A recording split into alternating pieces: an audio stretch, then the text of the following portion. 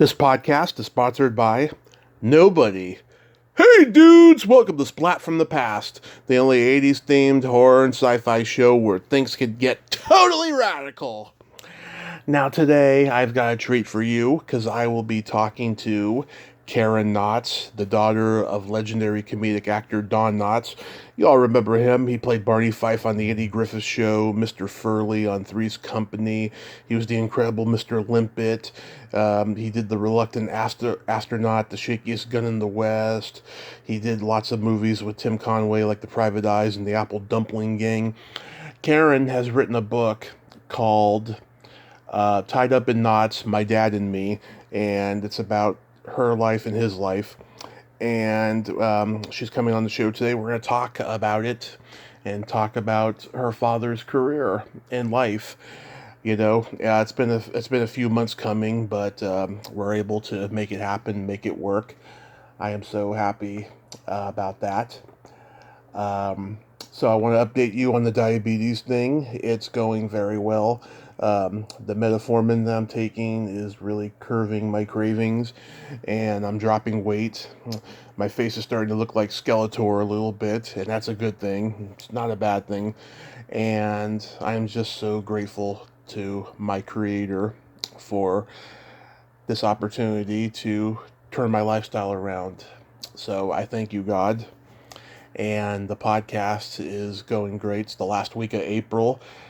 May is coming, International Masturbation Month. Let's see all the crazy podcasts I'll be doing during that month. And it's going to be super spectacular and awesome and superb. So yeah, here is my interview with Karen Knotts.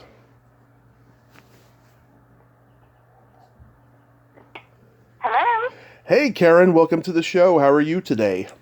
I'm doing great. How are you? I am just spectacular. Thank you for taking the time today, finally. I know. Oh, it's a pleasure. I've been looking forward to this. Awesome. So, the book is called Tied Up in Knots, My Dad and Me. What made you want to write this book? Well, that's a good question because a lot of the time I would be getting the question from people, you should write a book about your dad. Why don't you write a book? And I really didn't have any interest in that. I was, pursuing my acting, my writing, my stand-up, my script writing. And I didn't honestly think that I could write a book anyway. Yeah. I thought, well, I don't have the skill set for that.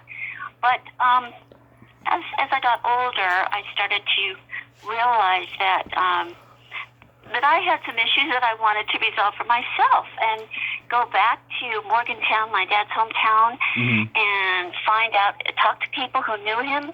And there weren't as many left at that point when I finally did that. That was about 10 years ago, by the way, when I started doing those interviews. But it just opened up a whole world for me. And I remember walking into Morgantown High School, which was his alma mater, and what he always said was when he first started to really come to life as everything, as a performer and as a person, and just his whole personality exploded. And I walked through, the front door of that school, and it just hit me like it was like a Back to the Future moment, Yeah. It was amazing. Over the years since your dad's passing, I mean, were there other people coming to you saying that they wanted to write a book about him? Well, other people did, of course, and I was interviewed for one or two of them, but of course, I was a little intimidated by that as well because I thought, well, gee, all these other people are writing books, and what can I say that's different? Well, come to find out, I had a whole lot to say that was different, and all I had to do was just open up, really. Yeah. How long did it take to write? Well, I started just before the pandemic. I'd written the first chapter. The publisher wanted the chapter on the Andy Griffith Show to use as a submission. So I had already written that, and they loved that. So that encouraged me. So I started writing right at the same time as the pandemic hit, which was actually perfect timing for that because I had nothing else to do. My shows had all been canceled. I wasn't working. So it was like I had nothing but book, and I got it done in about 9 months. That's amazing. And with all the interviews that you got, I mean, I'm sure it must have been easy. I'm sure no one thought twice about being interviewed for the book. Well, it was a challenge to get some of the celebrity interviews. Mm-hmm. I did get the ones that really meant something to me. And there were some people that just didn't get back to me. Mm-hmm. And then, tracking down people, though, that knew my dad as a child or as as a young adult, that was challenging because a lot of people weren't around anymore, or I couldn't find them, I couldn't get a hold of them, or right. things like that. Yeah, you had some great people, though, in there and stuff. A couple people I've interviewed, like Ed Asner and Tom Dreesen. Mm-hmm. Yeah, those are two of my favorite people. Yeah, wonderful people. Was there anything that you were reluctant to put in the book at first?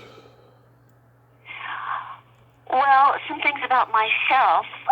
I debated about, there was one, I opened up about having a nervous breakdown, Mm-hmm. which I boiled it down. It was only like a few pages in the book, but was probably the most intense experience of my life. Mm-hmm. And after I was getting over that nervous breakdown and that whole being in the psychiatric hospital and all that, and all that stuff. Well, the psychiatrist told me, don't talk about it anymore. And I said, why? And he said, because you're putting yourself back into that place again. And you're reliving it all. So just move on, don't talk about it. So I had not talked about it for all these years. And I finally decided, let me put that in the book because, first of all, it ties in with my father's battles with his neuroses, and then my grandfather, who was a paranoid schizophrenic in the 1930s. They had no treatment at all for anything like that, and that was very tragic. And so I thought, let me put my experience in the book too, because then people will see there's hope. In case a lot of people are still skeptical about psychiatry or about treating mental illness, or it's a stigma. So I thought, let me just open up about that. So I did that. That's wonderful. Was it very cathartic afterwards? It was nice. I felt good about it. I would say I felt good about it because I thought, well, and the funny thing is nobody's ever commented on that. So it's probably a much bigger deal in my mind than it is to other people. But I'm glad I did it. Oh, that's good. So going back in time, I mean, in your dad's early years of show business, he was performing he was performing comedy in the nightclubs. Did he want to become a dramatic actor, but use the stand-up stage as a way in? No, not at all. He he always wanted to do comedy, and he knew that. But he did have. That's a good question. I'm glad you asked me that because I have a little line about that in the show, which is kind of funny. But he only did one really dramatic role, Wilbur Peterson, and that was on the soap opera Search for Tomorrow in the 1950s. And he had scenes with Lee Grant. She played his sister. So that was really, I mean, he did a couple of other dramatic roles, but he never had any urge to do that.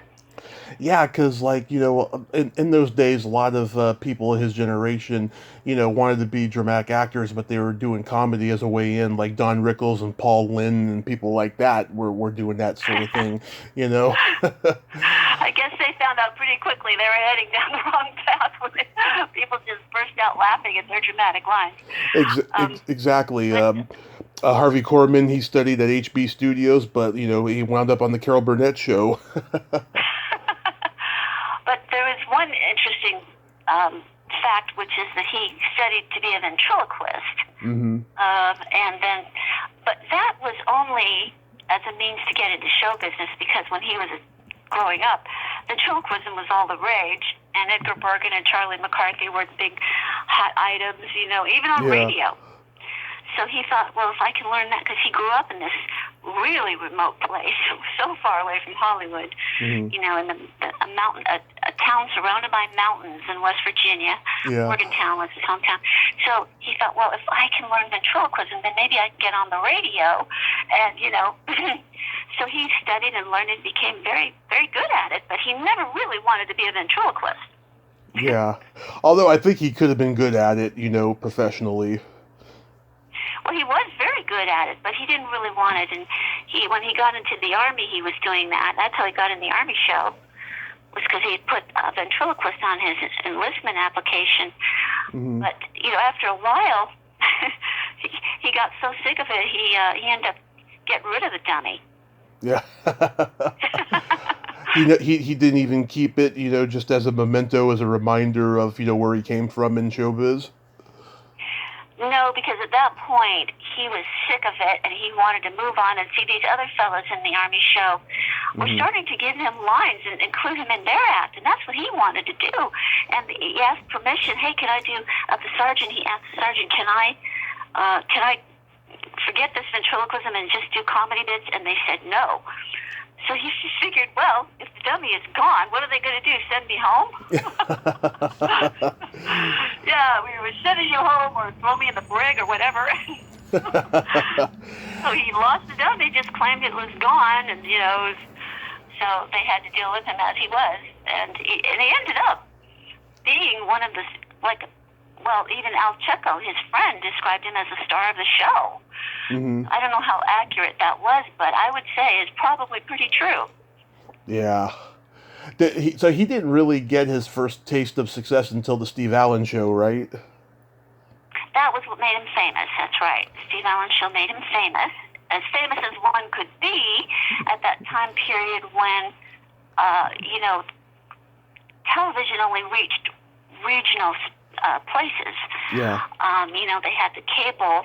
I interviewed Bill Harback. He was the producer of the Steve Allen Show, and he was telling me about how exciting it was when they got the cable, as he called it. Now, I don't know what that means something totally different for us than it does for us now, but the cable made it all the way to Chicago. So all of a sudden, their live show was going to be seen in Chicago, and that was huge back then.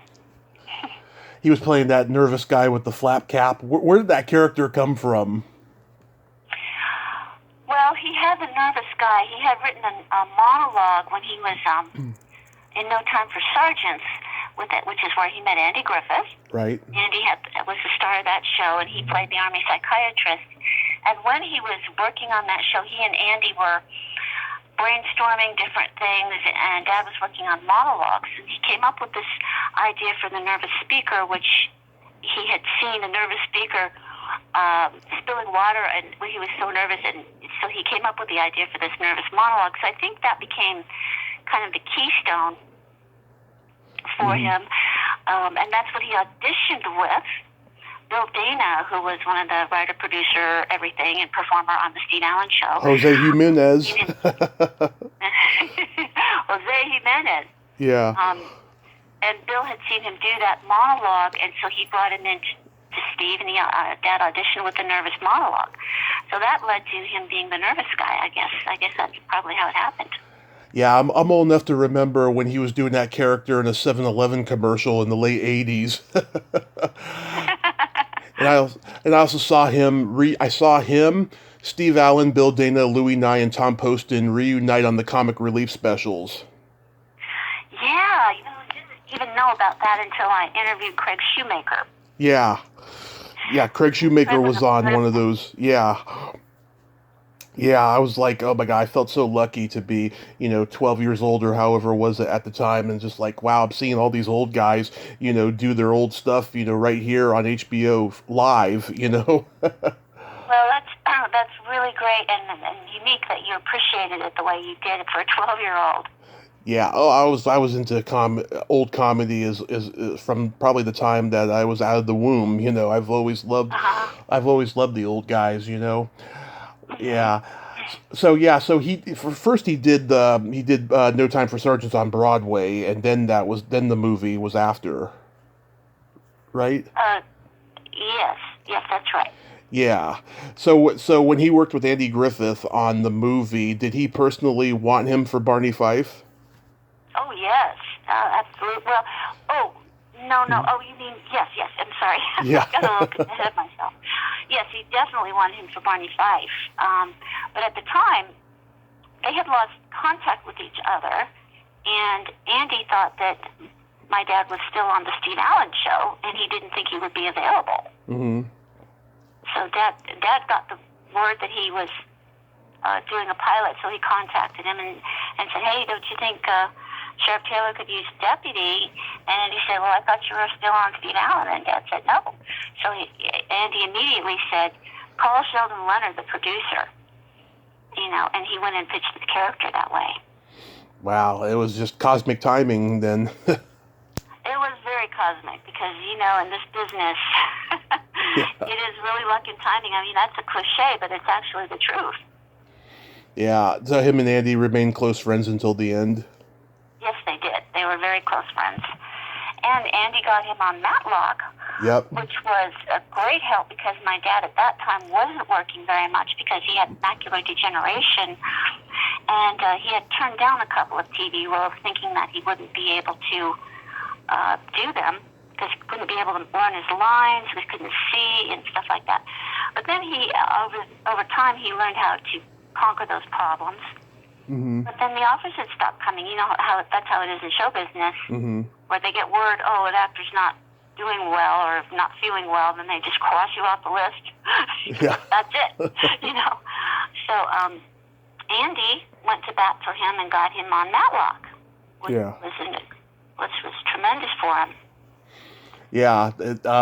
Your dad won 5 Emmys on the Andy Griffith Show. Do you have those, or did you bury him with them? Oh, those are being kept. Yeah, those are being kept in a locker. Oh, that's good. They're safe and sound. That's good. That's good. Did he ever regret leaving the show? No. I have to explain that to people a lot because people were disappointed and upset. Why did he leave the show? And the reason was because actually, they had signed a 5-year contract. Mm-hmm. Andy said he didn't want to do any more than 5 years. And so they signed a 5-year contract. And when it came to the end of that contract, my dad started looking for work, and he got this offer from Universal to make 5 pictures, and he would be the star, and he would have creative control. And then he ended up making The Ghost of Mr. Chicken, plus 4 other really funny movies. Then Andy, but my dad, I don't think he had any regrets about leaving because Barney Fife was such an intense character, and they made a lot more shows then per season than they do now. Mm-hmm. And so, I think he was exhausted by that time. Yeah, and then Lou Wasserman signed him to Universal to make those silly comedies, and that was like during that era when Jerry Lewis was making silly comedies for Paramount and Columbia. Did your dad's movies at Universal do well at the box office? Yes, they did. They did very well. Mm-hmm. And it was right just at the end of that era, and after the 5th picture, then kind of the whole sexual revolution started happening. Yeah. And then those family pictures kind of went out of style. So I had to change course at that point. Yeah, because he had The Reluctant Astronaut, The Shakiest Gun in the West, The Ghost of Mr. Chicken, and before that, of course, the incredible Mr. Limpet, which children still love to this day, Oh, yeah. Yeah, that's classic. Yeah, and of course, The Love God. The Love God. That was one they tried to bury because they thought it was too sexy, and it really wasn't. I mean, it was a takeoff of Hugh Hefner and the Playboy. Yeah. Mansions and stuff. It was a very clean movie, even though it was satirizing that whole thing. So they buried it a little bit. They didn't give it much publicity. So a lot of people don't even know that movie exists now, but it's out there now. You can get it. You can see it. It's really a great movie. It is, yeah. I mean, like you said, it was the time of the sexual revolution, and they were satirizing it, and of course they had to do it, within the confines of your dad's audience, with the family-oriented crowd. But getting back to Barney Fife, I will say that in my shows, I talk a lot about Barney Fife and the Andy Griffith Show. And by the way, I have a new show Mm-hmm. that is debuting in October, October 29th in Dalhart, Texas. Mm-hmm. It's called Not So Fast, and I'm doing the show with a partner, Rick Roberts, who does Barney Fife impression perfectly. Mm-hmm. And he's pretty well known as a stand-up comedian as well. So that's a new show for us, and we're very excited. So I wanted to mention that for the Barney Fife fans, because you will get to see Rick Roberts do a wonderful Barney Fife in some of the sketches.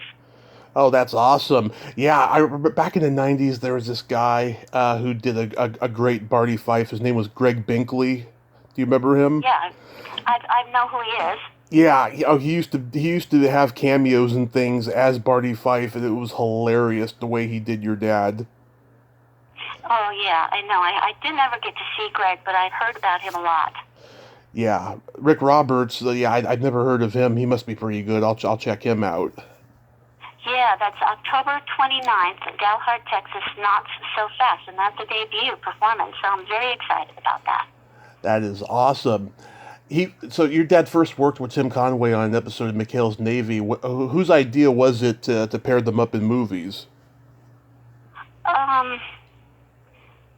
Well, I think it was Disney. Wasn't Mm-hmm. it Disney the first, I with think the Apple Dumpling Gang? right. But I think that Tim Conway always certainly wanted to work with my dad. Yeah. So I'm not really sure whose idea that was, but once they got started, of course, they were huge, and that was like a whole new thing for my dad to do. And he actually ended up playing straight man to Tim Conway, which was pretty remarkable for a guy as funny as my dad. Yeah, yeah. I mean, I grew up loving the Apple Dumpling Gang and the Private Eyes. I thought they had just hilarious chemistry together. I mean, the first time I can remember seeing them work together was in Cannonball Run 2 when the orangutan beats them up. Yeah, that was very funny.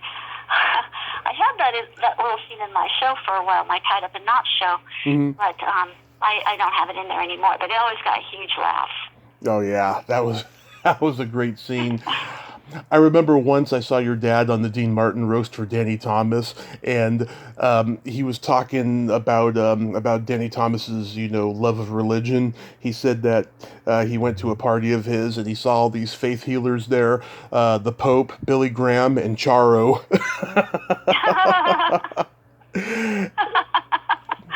That's good. Yeah, and he said he got holy water from Danny's swimming pool.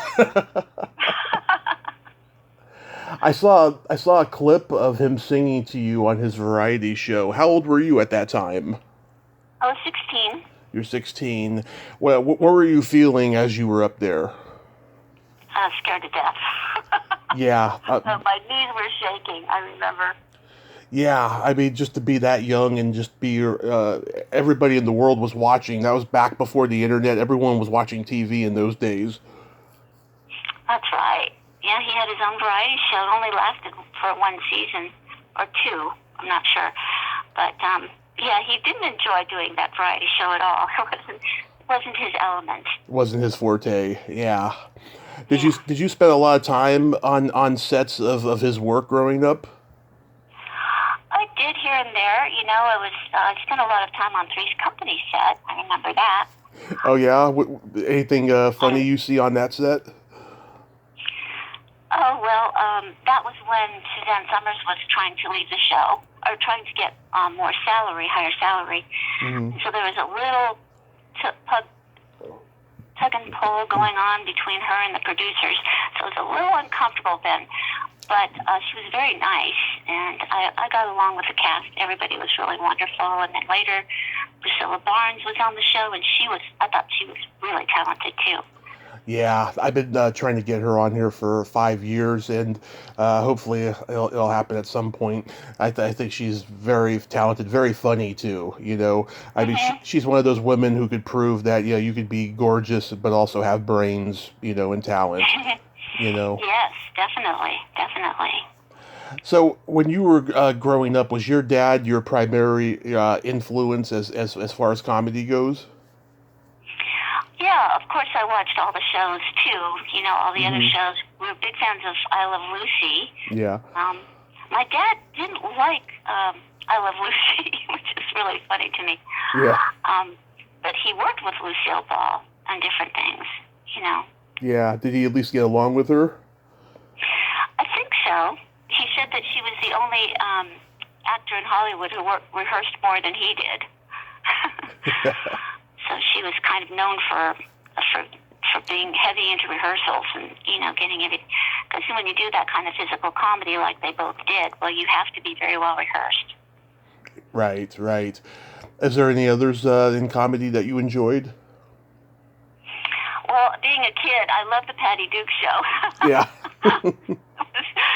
Being a pre-teenager that just loved that. And but I was kind of irritated. I didn't like the guy that played her boyfriend. I thought they could have got a cuter guy, is my personal opinion. But Yeah, I watched all those silly shows of that time period. My mother, I'm Dickinson Spencer, Car 54, Where Are You? Yep. All those silly shows. Oh yeah, what's his name? Who created Car 54, directed Your Dad and the Love God? Nat Hiken. That's right. Yeah, Nat Hiken did, and he also wrote that movie. Mm-hmm. Yeah. So it was primarily the sitcoms that influenced you. Yes. I grew up as a sitcom baby. So what year did you get to the Groundlings? Oh, that was. I'm not sure what the year was. I was probably in my late 20s or early 30s. Mm-hmm. So that was after the nervous breakdown I had. So I was kind of recovering from that, and I got in there, and that really helped me, get me grounded again, because it was a lot of classes and a lot of stage work, and that's where I met Paul Rubens, and Paul Rubens and I have stayed friends. Yeah. So it was really interesting to be part of the Groundlings at that time. Yeah, I'm friends with a lot of the old Groundlings I've talked to on here. Tracy Newman, Terry Bolo, who's one of my closest friends, Gloria Vassie, Sandy Hillberg, Phyllis Katz, Lynn Stewart. I've talked to all those originals. Yeah, they were all I was in classes with all of them. They were wonderful. Yeah, I actually did meet Paul at a HorrorCon a few years ago, just before the pandemic. He is such a sweet, sweet guy. He is, isn't he? He's just a doll. Yeah, I mean it's hard not to like him. He's just he could also be very funny too. Like before it was my turn to meet him, he gets up and he says to the whole crowd, I was in line for like 2 hours, and he was like, I know this may be too much information, but I really have to go to the bathroom. And everyone's like, oh, come on. And he's like, okay, 10 more. And then he sits down and it's my turn. I talked to Archie Hahn the other day. Were you there when he was there? I was. And then at the time, his girlfriend Liberty was there. I don't know what happened to her, but she was really wonderful. But yeah, he was great. He was a really funny guy. Yeah, he told me the whole epic story about building the theater and the falling out he had with Gary Austin. It's Gary Austin and I didn't get along too well either. Oh, that's the common scenario with a lot of them. Is it? Okay. Yeah. So, when did you start doing stand-up? Was that before? That was I think when I got out of the Groundlings, and I kind of the era of improvisational comedy was starting to come to an end. It's still popular, but it was a rage back then, right? Yeah. It was like it was an improv theater on every block in Hollywood, right? Mm-hmm. And so I thought, I want to do stand-up. So I talked to my dad about it, and he wasn't too happy about it, because he said, that's really tough for women, at the time, and it still is. Yeah. But it's better now, but it still is harder for women. But so when I would do plays with him, like I would go on the road with him, and if there were a comedy club nearby, I would go and do a little stand-up, and Dad would make all the cast members go see me, and I wasn't too good at the time. Yeah. It takes a while to get good at stand-up, but they would come and see me, and it was good to have the support there, And then I did Dad came out to see me at the Comedy Store in L.A. here, and I had a partner that I was doing sketch comedy with named Tim Frisbee. And we had all of these sketches that we performed on these tiny little stages in Hollywood. And so we did that. I did a little stand-up, and Tim and I did our act at the Comedy Store, and Tim dropped the microphone and fell off the stage. So, my dad noticed that, of course, but, he was always very nice to everybody. He would always come see me in plays, and then he would come out backstage afterward and compliment everyone, and it would just make everybody so happy. Oh, that's good. Yeah, I love the Comedy Store. Like, that place has just a dark aura and a crazy past. And that time, it was crazy over there. Was this like during the strike or before? It was, well, before and after. But I don't remember exactly, when that experience was, but it's probably before. Okay. Before the strike, yeah. Did you get to know Mitzi a little bit? I never did. I never have met her, actually. But I still perform at the Comedy Store occasionally, and I perform around town. And when I do my show out of town, I'll do some stand-up comedy too. Right. So I've kept it going. Has it always been hard to get your foot in the door because of the Knott's name? Well, it's not really a big help. Like, it's like, okay, yeah, you're his daughter. We want to talk to the guy, Yeah. So it's in a way, it's like, it helps me, like with the book. It helped me obviously get my book published. But in terms of acting, it's not really that big of a help. Yeah. I saw your set on YouTube from the Flappers Festival in 2016. You did? Yeah. I actually auditioned for that year, and I got like 4th place. I probably could have gotten in, but there was 3 people that was just so much better, and I'm friends with them too. That's good. Well, that's impressive that you got that.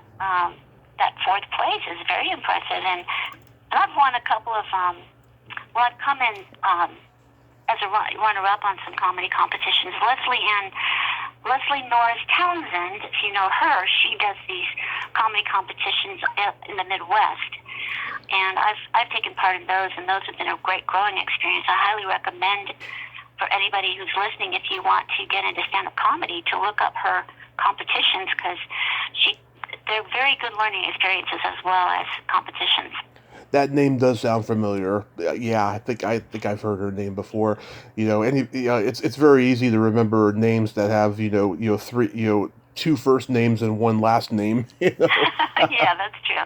They have a ring to them. You did a lot of guest starring roles on TV, everything from One Day at a Time to 8 is Enough to Out of This World. But I see you've also worked many times with another guest of mine, Rick Sloan. How did you meet him? Well, I answered an audition call for one of his movies. Yeah. And that's how I got into the world of Rick Sloan, which is really a world of its own.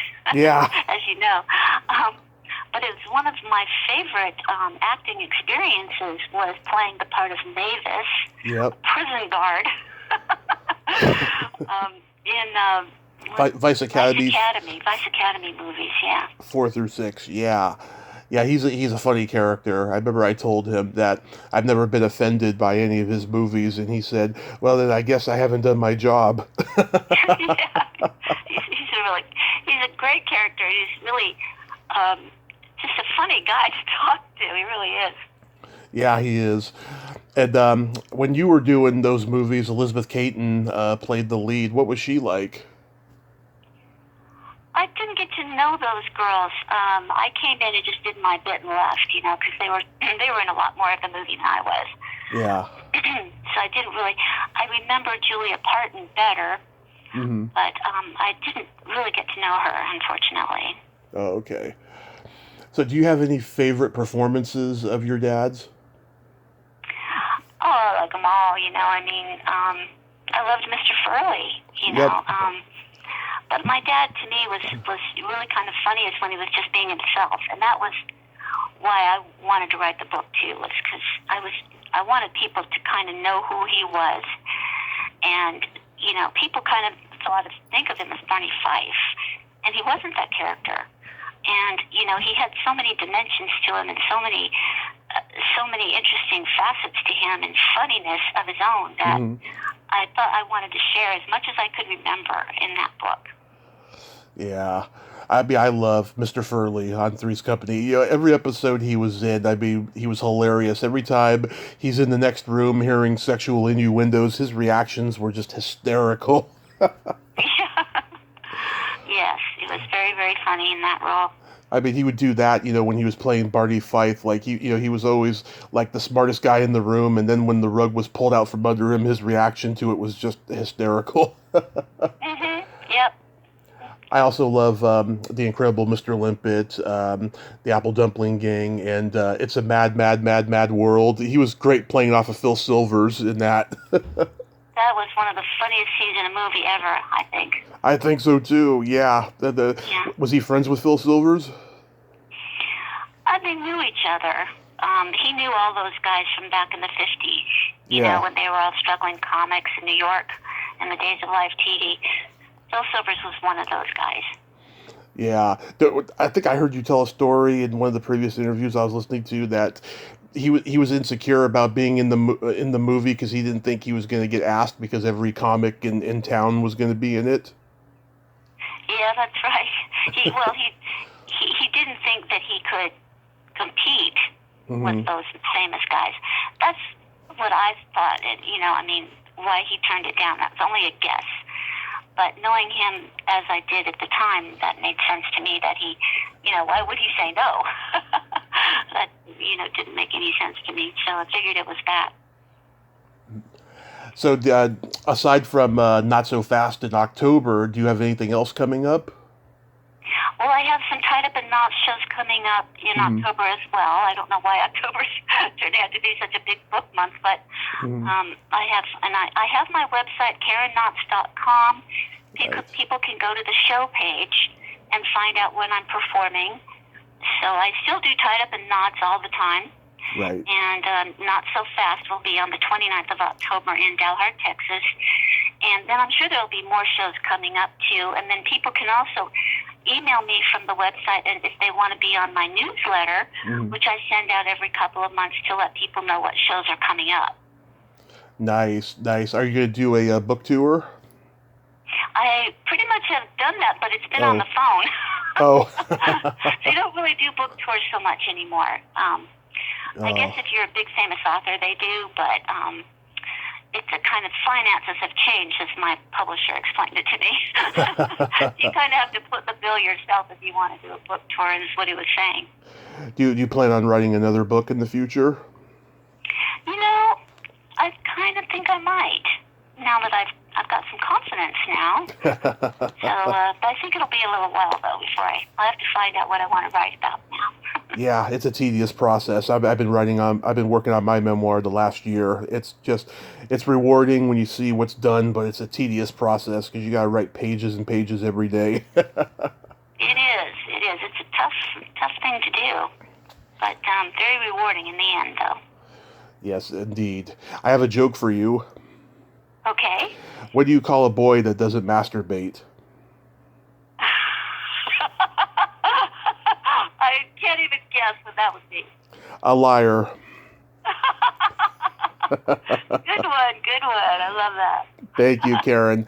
You've been such a great guest today. Thank you so much for coming on, and I'm glad we made this happen, and I hope you have continued success with the book and the shows in October. Thank you, and I'm very honored that you had me on your show. You've interviewed a lot of great people yourself, and you're a wonderful interviewer, too. Oh, thank you. Yeah, all I do is, conversate. Yeah, well, you do that well. Thank you, Karen. You have yourself a great day, and please stay safe. Okay, thank you. You have a great day. Thank you. Bye-bye. Bye-bye. Well, there you have it. Karen Knotts. Ain't she a sweetheart? What a great lady, huh? And I like what she's doing to keep her father's memory alive. Keep it going. What a nice lady. Well, until next time, this is Tommy Throwback Kovac saying there's no shame in living in the past because the present sucks. Later, dudes.